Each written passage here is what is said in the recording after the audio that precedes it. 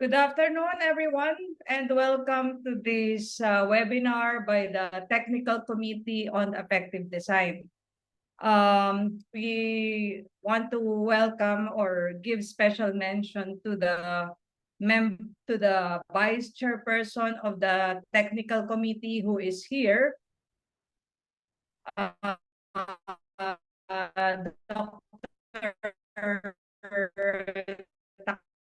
Takashi Riduka, and also Affective Design. Okay, please say hi, Professor Takashi and Professor JG. Thank you very much. Okay, so thank you very much to everyone for coming. So this will be the format of our webinar. We will have the lecture by Dr. Zeki Bernardo for 45 minutes, 40 to 45 minutes, and then afterwards, we will be entertaining questions. Please, you can type in your questions so that we can ask Dr. Zeki about those questions later. And then for your colleagues or your classmates who will not be able to watch the webinar now, this will be uploaded in the Dr. Seba, I think your channel phone is choppy. of the International Ergonomics Association, so that you can still watch it. Okay. Your audio is quite choppy. All right. How about now? Yeah, it's good Hello? now. Yes, but a while So ago, let me briefly introduce our speaker for this afternoon. Dr. Ezekiel Bernardo is a professor in the Department of Industrial and Systems Engineering at Gokongwei College of Engineering at De La Salle University, Manila. He is teaching cognitive ergonomics and product design, and he recently completed his PhD in industrial engineering, also from De La Salle University. His research endeavors center on themes like user adoption, trust dynamics, sustained usage patterns, and the creation of effective experiences through the lens of affective design. Actually, what Dr. Bernardo will be presenting for this afternoon will be his dissertation. So let us all welcome Dr. Ezekiel Bernardo.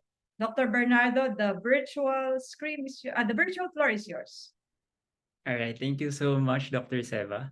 So good day, everyone. Hopefully, everyone have taken their lunch if you're in the Philippines or somewhere around the world. So I'll be sharing again my work together with Dr. Seva. So Dr. Seva was my advisor for this one. Okay, hopefully my screen is visible for everyone. Again, if you have any questions, feel free to chime in or at least message us over the chat bot. Okay. So my work is entitled, or this presentation is entitled From Algorithms to Emotions, Explainable Artificial Intelligence, Affective Revolution. So first of all, before I start, I really want to thank IEA for this opportunity, this platform to actually demonstrate my work, my dissertation, and also to share some of my future ideas in this field. So as you know, and maybe by now, most of you from the title itself actually doesn't know what is the explainable artificial intelligence. Maybe artificial intelligence, but the term explainable artificial intelligence is somewhat new for everyone.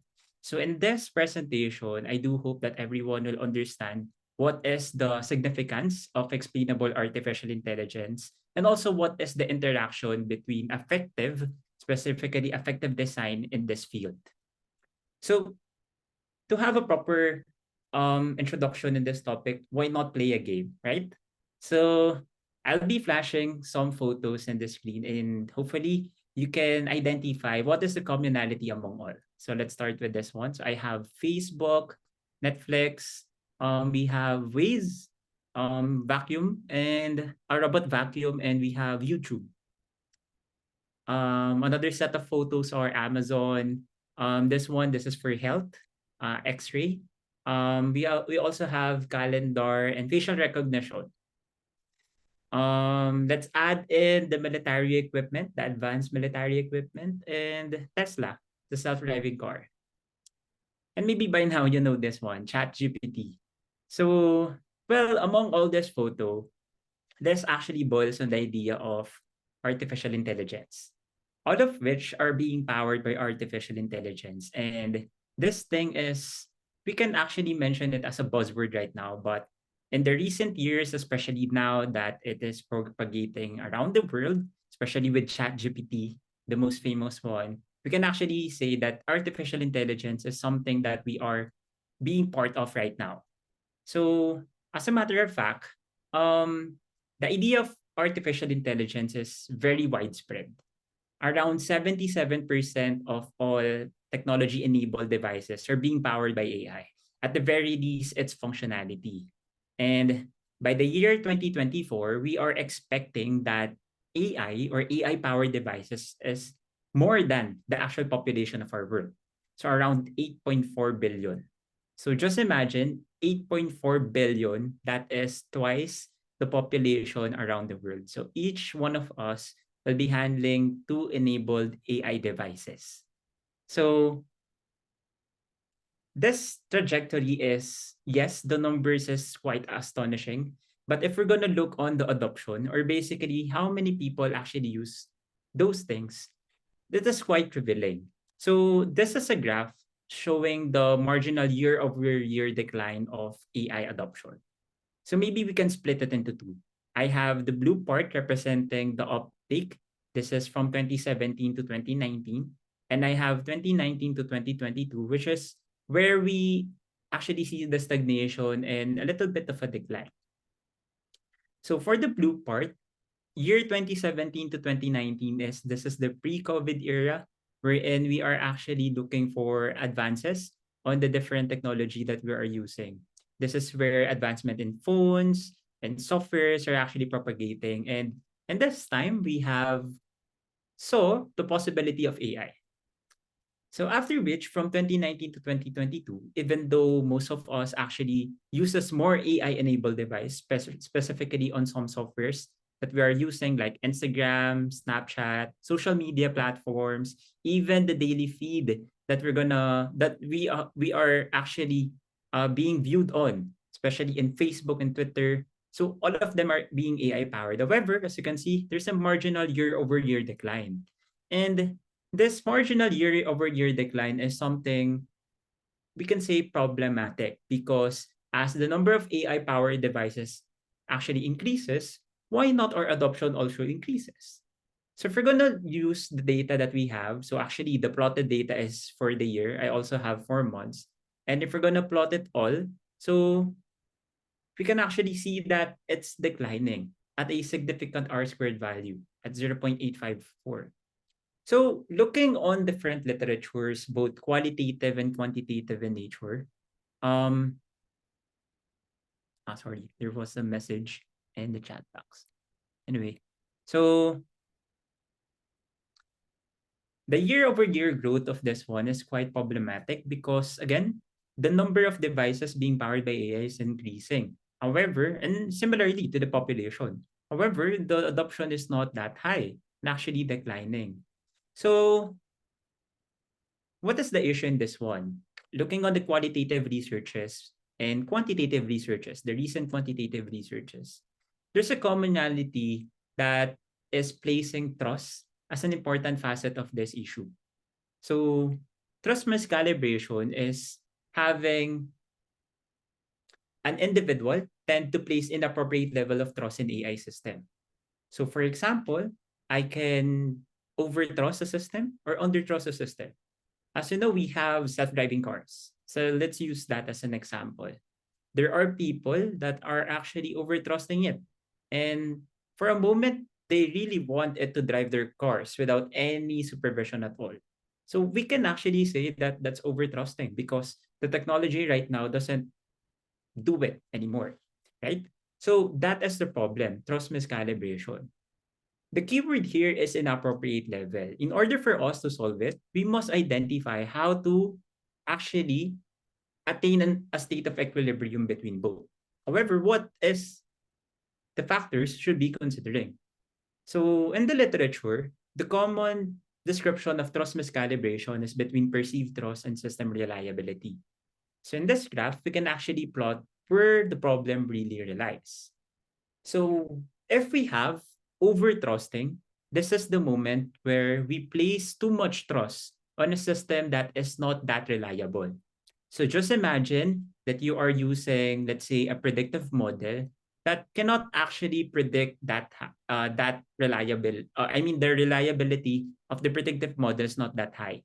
So let's say around 30% of the time that the system is actually correct. However, you actually place your trust on that system, 100% of your trust. And that is considered as overtrusting. On the other hand, we have undertrusting. So this is when the system is 100%, let's say almost perfect in terms of prediction. However, we as humans doesn't trust it. And that is where undertrusting do happen. So maybe you can argue that the decline is actually happening in undertrusting because the technology is actually skyrocketing right now. However, people doesn't trust it. However, based on the literature, both of this is actually the main cause of the problem that we are actually experiencing. In reality, when we do overtrusting, we actually misuse the system. And once we misuse the system, there's a possibility that our trust in that item or that product or that system will actually decline over time as we see the performance of it. On the other hand, the most obvious one is undertrusting, especially when we forcefully or intentionally doesn't like to use that certain item. So again, both of which should attain a state of equilibrium. If the system reliability is 100%, we can actually trust it by 100%. And if it is 0%, we should not trust it. So what can we do? Well, basically, we need to focus on perceived trust and system reliability. However, in this day and age, focusing on those two things is not that easy because AI is being powered by machine learning and deep learning. So, on a simple sense, machine learning and deep learning is a fancy term for super duper way of learning by computers. Okay?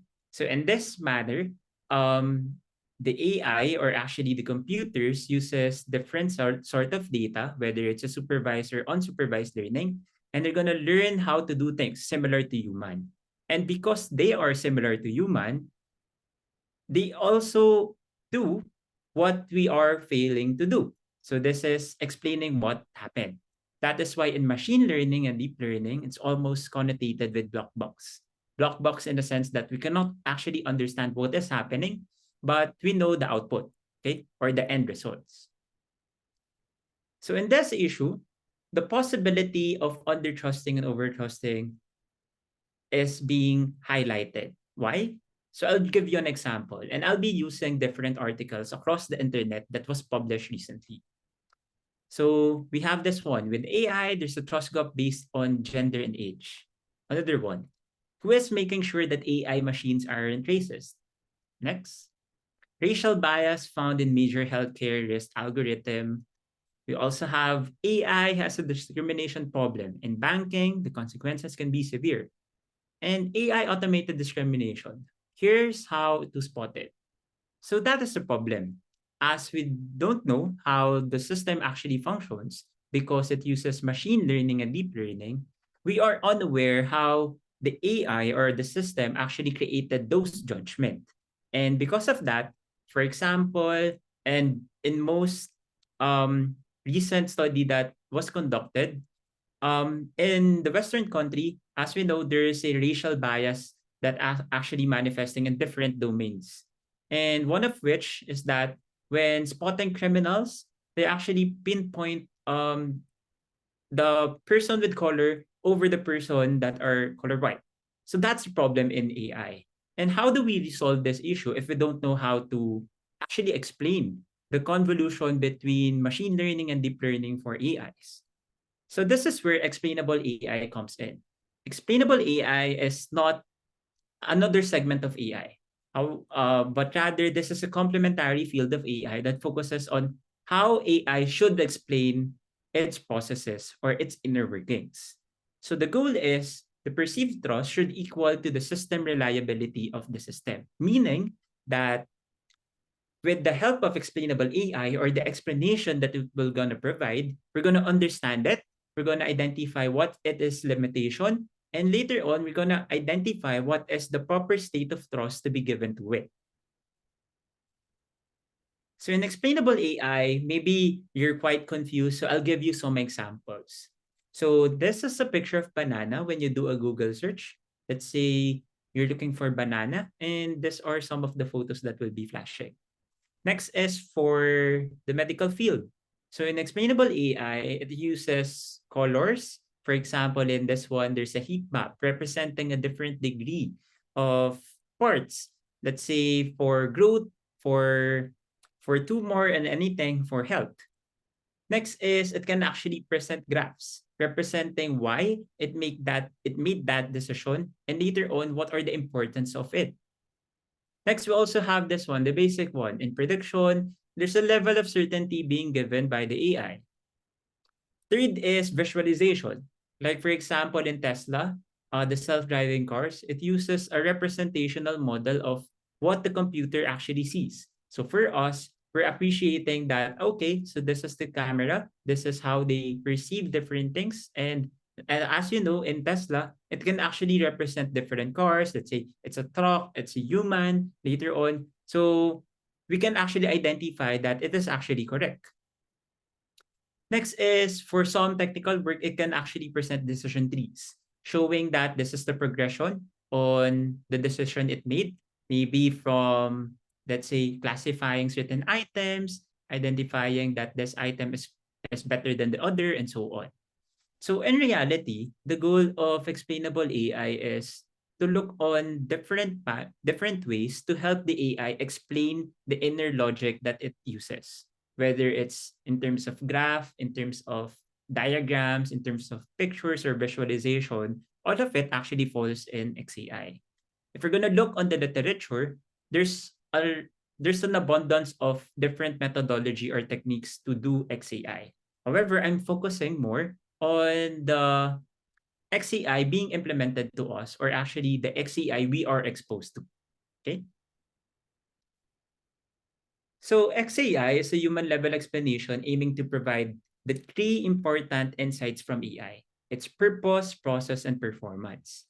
And because of this, XAI is usually tagged as cognitive tool, or making us think, or allowing us to think how the AI actually proceed with those decisions. But in my research, I'm actually questioning this idea. So for example, when I see this visualization tool in an AI system, I actually feel happy. And this happiness actually lead to me to trust more that AI system. On another hand, when I saw this technical representation of explanation, I'm quite confused. And sometimes I became angry or frustrated because I cannot actually understand it. So this is an aspect of explainable AI that is quite problematic with me. And I feel it is not because of cognitive alone, but more of another aspect, which is the main topic of my proposal, which is the affective revolution. Affective is the term that we're going to use in terms of actually dealing with emotions. Okay. There are literature saying that affective is a thing that is really important. For example, affective trust processing encompasses the role of emotions that arise from interactions and determining the level of trust we place to others. And on some occasions, it is tagged as beyond the cognitive evaluation or making judgment because of the rational information provided by AI. Sometimes complementing or even shadowing it. So me myself, during the time that I am doing this research, this is the triggering factor with me. There are things or there are explanation in AI that I don't really understand. But because of the presentation, I somewhat become lenient in trusting it. And similar to the example earlier, in terms of the technical graph that I became confused, it actually affected my trust. So with that, the proposal that I have is that for XAI, there's a two avenue or two routes that we can take on. The cognitive, which is what the current literature is following, and affective, which is something that is new for this one. So affective is not new totally in the field of human-computer interaction, but for AI or in XAI alone, this is a thing that is quite overlooked because XAI is actually established with the intention to make it easier for technical users. And as AI being propagated right now for more end users or layman users like us, that doesn't know the hard coding part of machine learning and deep learning, I think visualization tool or how we design it is really important.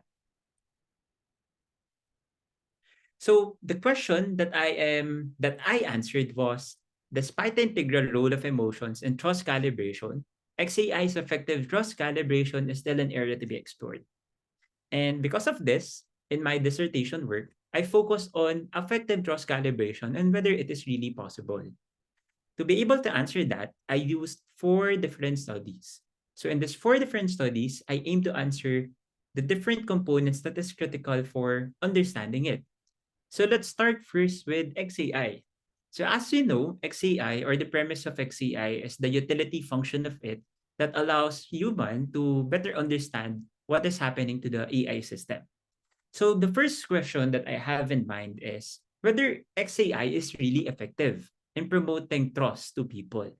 So I did my research with 300 plus participants, and the survey results show that transparency, which is the utility function of XAI, is really important.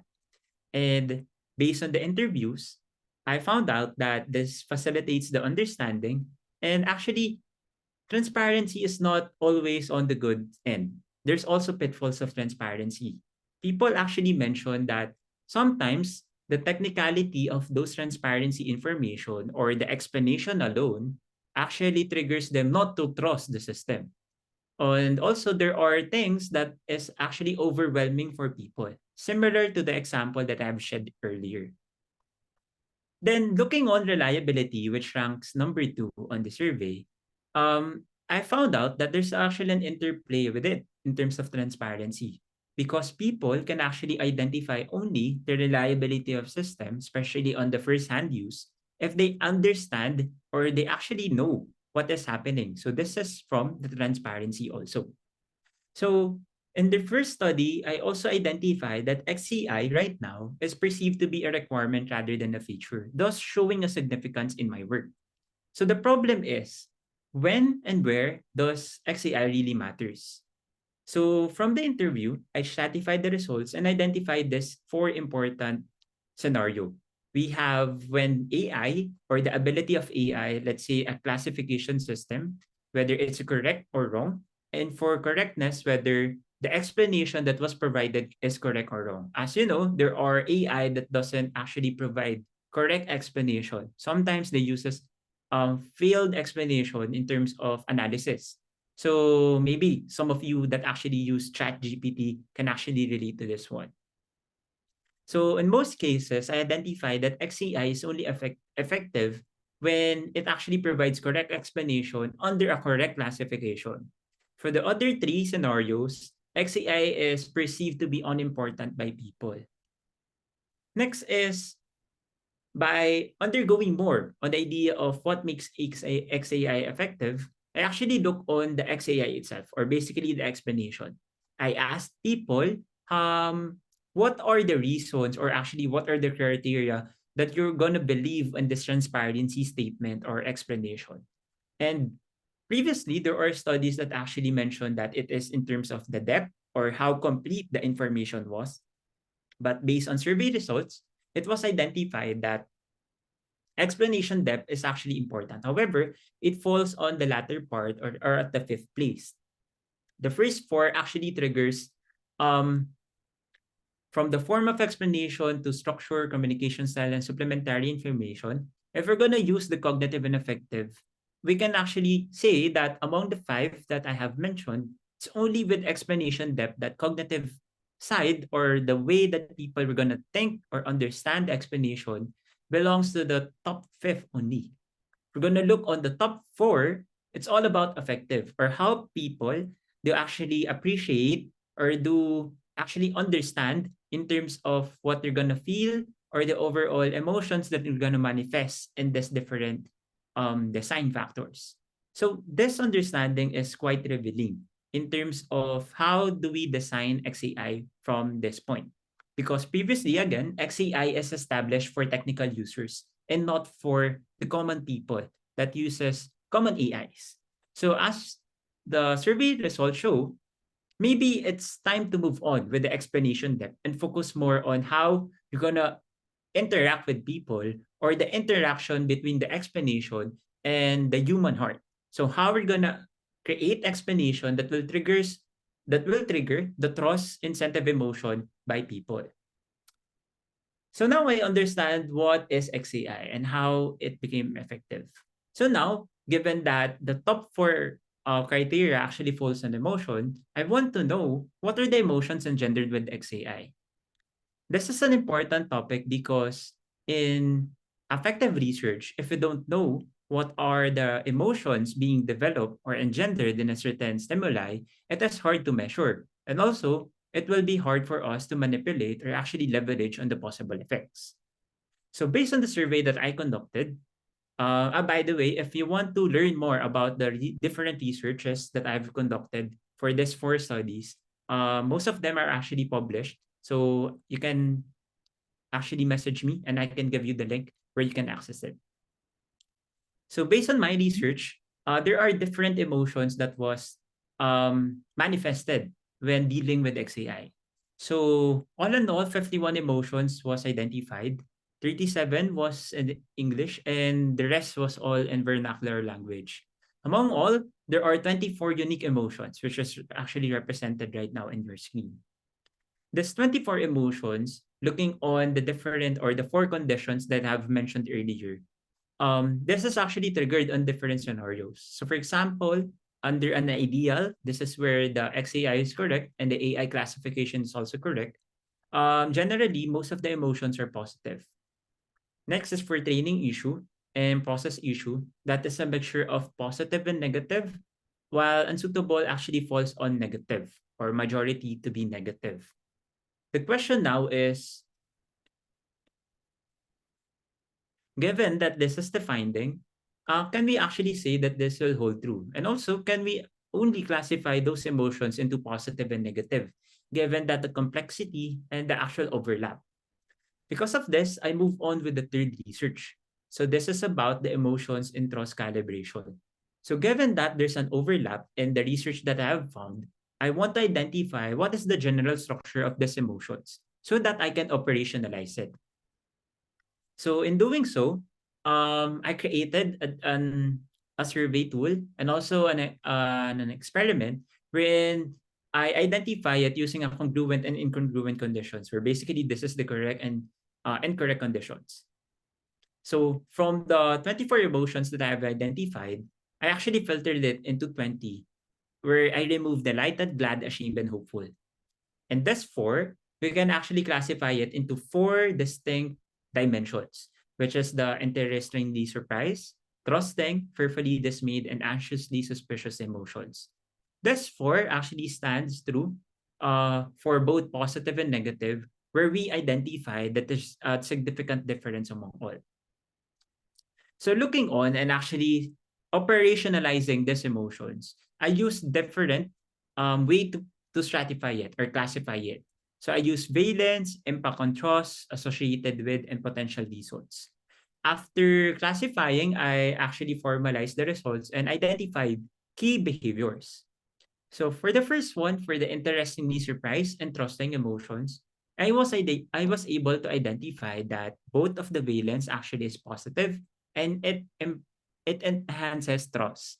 So in terms of association, interestingly surprised is more of a motivation, or it allows people, or when people is actually allowed to wonder or discover the limitations of AI, interestingly surprised emotions were triggered. For trusting, this is when the upfront decision by or evaluation on the decision of AI was evaluated. So for example, you feel satisfied, you identify the reliability of the machine, your pride and motivation actually boost up because of the certain decision that happened on that AI alone. And for the potential reasons, I identified that interestingly surprise or this do happen when it exceeds expectation and it allows for new perspective. While trusting is actually focused on accuracy and reliability of the machine. Next is fearfully dismayed. So this is a negative emotion that decreases trust. So the association is more on disappointment, frustration, and fear. And actually, this is in terms of the expectation or the outcomes of the user. Next is anxiously suspicious. So this is more of a neutral or negative emotion, wherein there's a mixture of positive and negative. However, looking on the average impact of it, it actually decreases trust. And in terms of association, it is because of uneasiness and uncertainty of what is happening to the AI system. For the potential reasons, this is because of lack of transparency or understanding on the AI system alone and confusion on the overall performance of the machine. So the key important here is the association. So looking on the literature, there have been no study that actually focus on emotional impact in terms of time variancy. So in my study, I was able to identify that for AI, especially on the explanation it provides, people do wonder, especially in this current time frame, the importance of the future effect and the present effect. For the interestingly surprised and anxiously suspicious, these are the emotions being manifested if we're going to test it out on the future state. Next is for trusting and fearfully dismayed. This is for the present evaluation. So this is something that is different from the identified emotional model way back from the Plutchik's wheel and so on. So this is quite new because AI is a pressing topic and AI use is, or actually we are on the limbo in terms of using AI. And the identification of a future state and present state of emotion is something that actually shows the potential of AI and how the trajectory of AI will go. So with this one, with the finding, I identified or I created this XES or the Explainable AI Emotional Valence Temporal Effect Model, wherein outside the normal valence of negative and positive, I also identified the future and present state, wherein you can actually have a positive future emotion, a negative present emotion, and so on. So with this model alone, we can actually plot where do people view AI and also where do they will appreciate AI more. So going back to the previous congruency table that I have, the question now is, given that there's a valence effect and a time variancy effect, will this hold true? So in the ideal state, again, this is only positive. So we can say, and relating back to the previous slide, that for this positive state to happen, it should be happening at a high satisfactory of the user, wherein they appreciate what is happening both in the present and the future. For the wrong classification, for training, unsuitable, and process issue, that can happen now or appreciation for the future. So this is an important facet to understand. Okay, sorry for that. Yeah. So looking on the literature, this actually being explained by cognitive appraisal theory. So by how much you actually use the information you identified, wherein you're going to create this it's not only emotions alone, but also looking on the different facets of how it will affect people, how it will actually create judgment, and how it will trigger certain emotions to other people. Going back, now I know that XAI is important, the different emotions being triggered, and the different behaviors to consider when creating or actually identifying for AI. Next question now is, how will we actually leverage this one? So in the fourth study is how does affective design AI? So in this one, I actually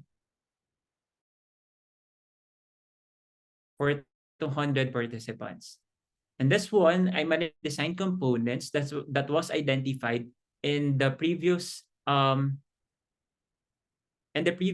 part of the research, and also additional AI features both from the literature and from the interview on the previous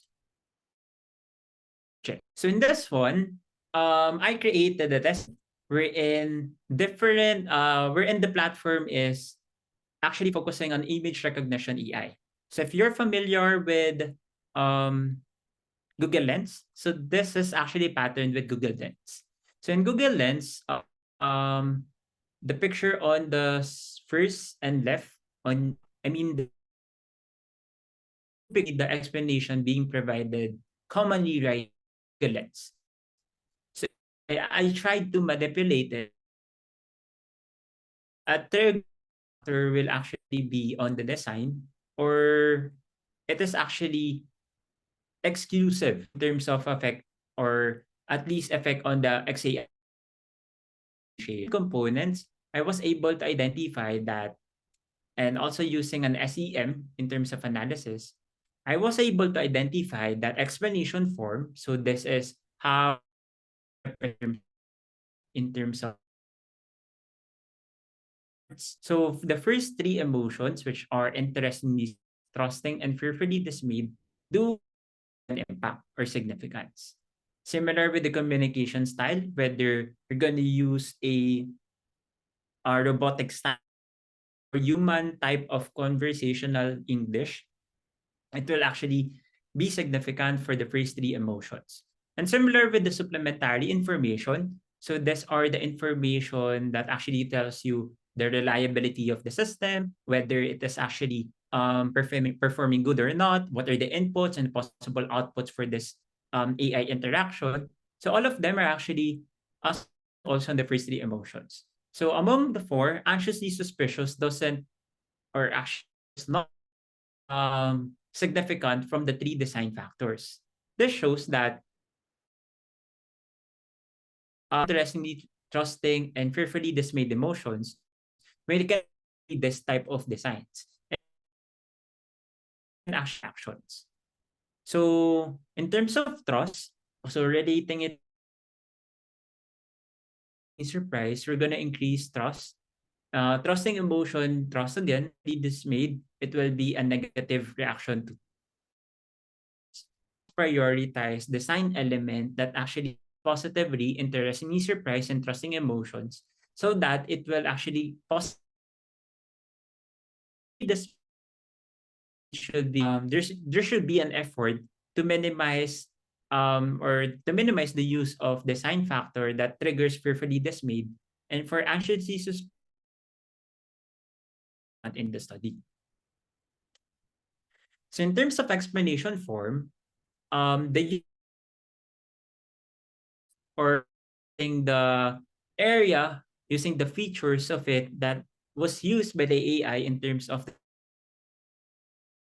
the both in the interestingly surprised emotion and emotion. For clinical, conversing with humans. So in order, position should be designed that actually action. Then lastly, in terms of supplementary information, sorry for that. In terms of supplementary information, first, it you show personalized approach in terms of dealing with humans will actually benefit in the long run in terms of trust. Of other moderating variables that was identified in the study, these are AI anxiety and incidental emotions are important. Incidental emotions being a negative effect towards the trusting factors, and AI anxiety being also a negative effect on it. Next is AI reliability and experience, wherein higher AI reliability will actually engender higher trust, and longer experience will deter the possible trust that will be engendered on those XAI system design. So all the four studies that I conducted actually exposed effective trust calibration for XAI. So particularly, we have in the first study, I was able to identify that XAI is really important.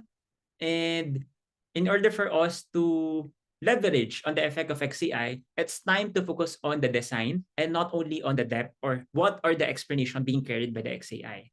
This shows that the importance of human interaction in this day and age, especially in this propagation of AI devices and in our world, is really important to consider. So as more and more lay actually common people that uses must focus on the things that they can actually appreciate, which is next is what are the emotions engendered with XAI? So identified distinct dimensions.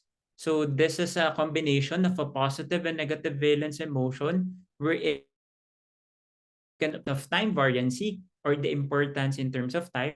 Have emotions that actually being because we appreciate the future state or actually. Then lastly, affective trust calibration is actually true. So this is the time we actually prove that there's a paradigm shift, that people can actually create or actually engender trust or calibrate their trust, not because of the explanation, not because of the technical end, but because of how they appreciate or how the XCI or the explanation is being presented to them. Is actually laying the foundation of what can happen and what should happen in terms of prioritizing the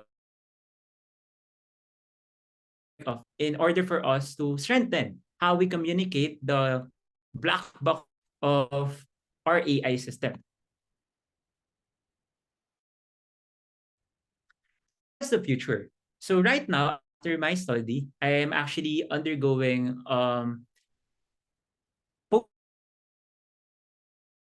view study. The first one, in which is actually wherein I'm actually doing the research right now, is in terms of chatbot.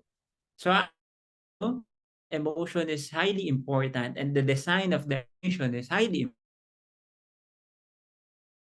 important. How can we actually present those on the day-to-day way of people interacting with systems? And one of which is chatbot. So in this study, so we topical fashion, Facebook Messenger is being utilized. And we're looking on the possibility of introducing different things for us to cater the decisions when we're dealing with customers that do have RMs of bad service, the good. So we want to level out those in terms of the. So next is in terms of learning. So one of my study, the LMS system or the learning management system. So as you know, it is a template system wherein here, or let's say during your elementary days up to your high school or even in college, follow the same design. So find systems, we want to identify whether in order to cater it to students as they actually use more AI system in learning experiences. The most is actually propagating right now, but up until when the novel idea of ChatGPT will be appreciated by people. And maybe by that point, we must focus on the design and how can we actually tell how ChatGPT do created those judgment or do created those assessment in terms of our queries. And the ongoing research that I have together with Quezon City LGU, this is with children with disabilities, the QC Kabahagi, wherein I'm focusing on how can we actually leverage the possibility of AI propagating in terms of for those in capacities or at least disadvantage in terms of example if they have issues with hearing impairment, visual impairment, and so on. So all of those things. So again, my goal is not to have a separate thing for AI, but to propagate what can we do for AI to help it boost and to actually resolve the problem of adoption that I have presented earlier. So all in all, that is the revolution that I have identified in my dissertation and in my going researches. So I want to end with the idea of not all machine do actually functions in terms of algorithms. Okay? Because machines are static in nature. As we go on in this AI revolution, we'll be expecting that those AI system will be emotionally powered, wherein we can actually time now to learn more about this one before they actually do it on their own. Was something that will actually overtake us. But the goal is AI is there for us to be more empowered, to do different things, and to actually appreciate the world we have. So that's all. Thank you.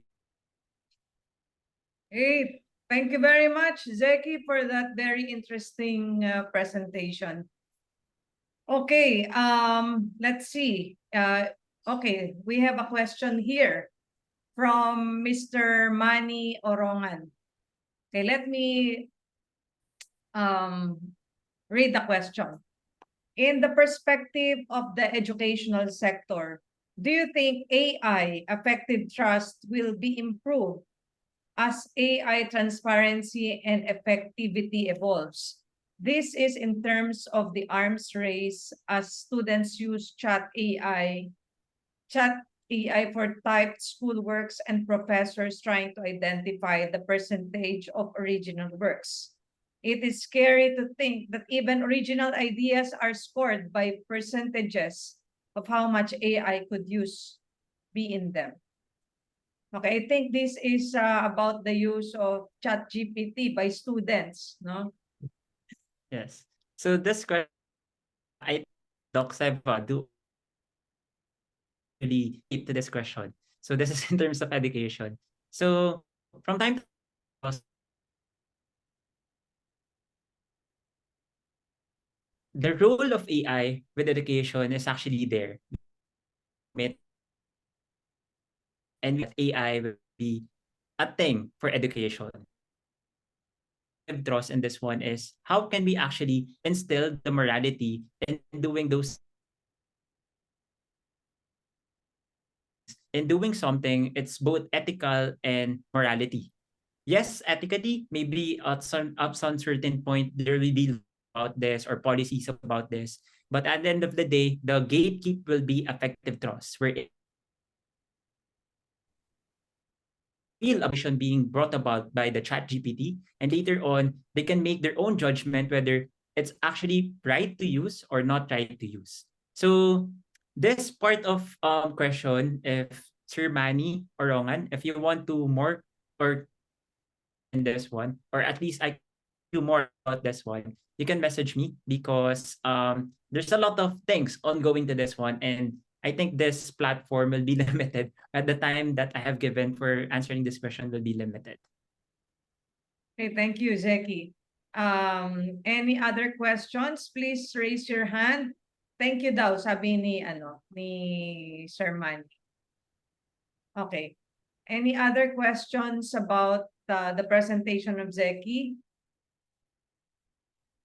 Baka nahiya, I think they might be shy to ask questions, no? To Zeki. So, there's I think, all right, there's another, okay. So I don't see other questions here. Doc Seba, there's someone that have mentioned directly me. Okay, so I think I can read the question po. Sige, can you read the question? Okay, the Pero question is there another question? yes po. Okay. Dave, po. So Please read the question because I cannot read it from here. Okay po. The question was, what will be the limitations of affective trust? And also, does affective trust actually being being applied in the current state of AI. So I want to answer the second question first in terms of being applied. So I think there's an effort in some cases. For example, in ChatGPT, with the recent update that it have, you can actually see that it mimics human interaction in a way that for some cases that it produces wrong questions or wrong answers to your question, it will apologize. So that's a first step for effective. Okay. So maybe not that hard concept in terms of my research, but the idea of saying or actually apologizing is affective trust in its nature. So in terms of limitation, right now I cannot say that there's a limitation with this one because we humans doesn't actually fully understand how emotions really work.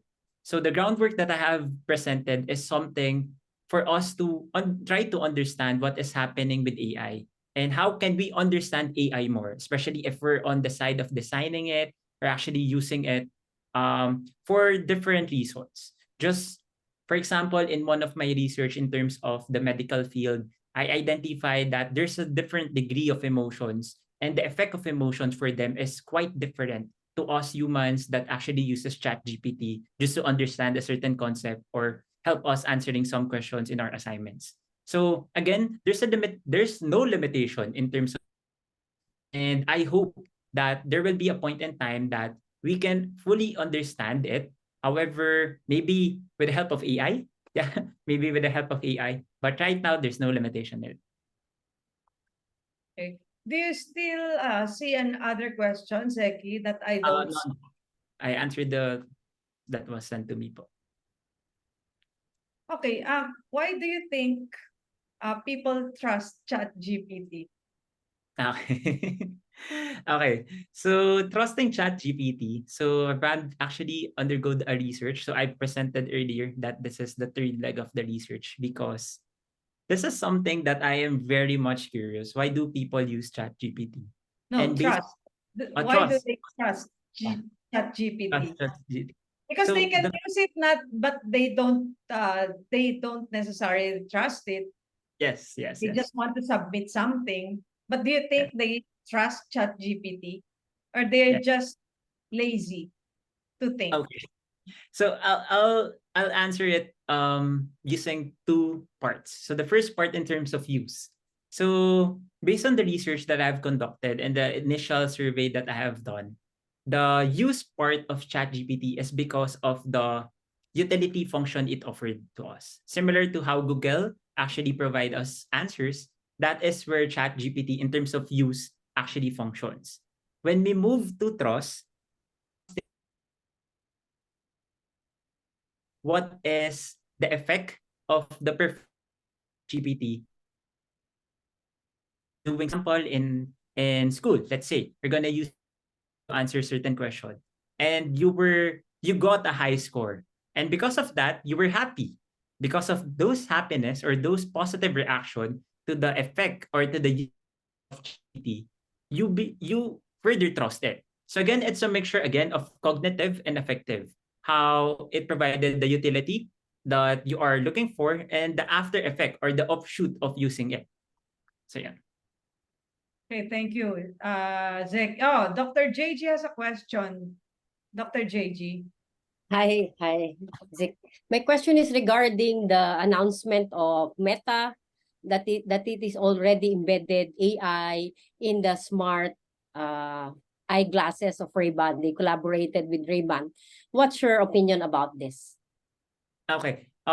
Personally, I've tried the initial prototype of some companies, so I cannot mention those companies, but I've mentioned that have used the prototype. And personally, in terms of utility, I'm very much appreciative. However, based on my interaction with it, the main key factor with us using it is similar on how we're gonna use phones. So this is in terms of interaction. So visual eyewear or the meta world is something that is purely algorithm based or technical based. It will only propagate.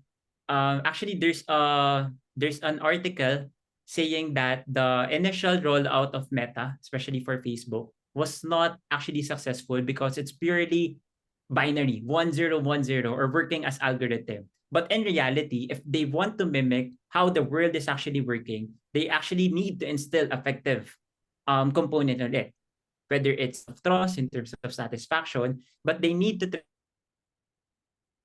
for us to use it. Similar to how Snapchat or TikTok that is actually embedded to our system right now because we feel satisfied on it. So Meta, if they are being or if they want to push more the boundaries of their technology, I think it's the right thing to move in terms of affective, looking on how can we trigger those affective components. So yes. But on my end, my concern is really the product is good, but I think there's some ethical issues that Yes. needs to be addressed with respect to that product. Yeah. Thank you. Okay, thank you very much. If there are no more questions, I would like to thank Dr. Zeki Bernardo for being the speaker in this webinar of the Technical Committee on Effective Design. Dr. Zeki, your certificate of appreciation will be sent to you by the IEA. So thank you very much, everyone, especially for those who took their time to attend, the members of the Effective Design Technical Committee. Thank you very much. I am now officially ending this webinar. But let us take some pictures. Dr. Zeki, smile. Dr. Takashi.